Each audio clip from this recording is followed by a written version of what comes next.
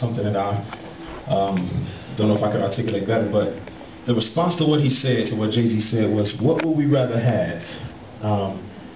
Artists who dishonor God with every lyric that they have, or an artist who dishonors God with one word? Like, which worse? And I think both of them are both terrible.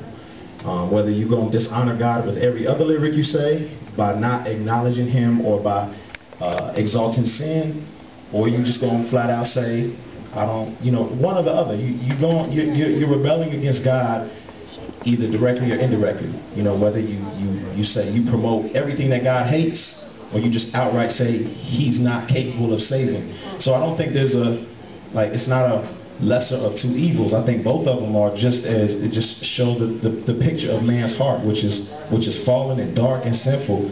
And I think if I was to talk to Jay-Z, I wouldn't come in his head. I would understand that that's what a lost person's perspective is. Like, Jesus is not my savior, and in that I'm compassionate, and my heart breaks for him, and I would want to articulate to him why he is the savior, versus coming from a self-righteous perspective. And I don't want to get too much on the high horse, but I think a lot of times we see guys like Jay-Z or Lil Wayne as Goliath, and we're David, and we're not, and they're not.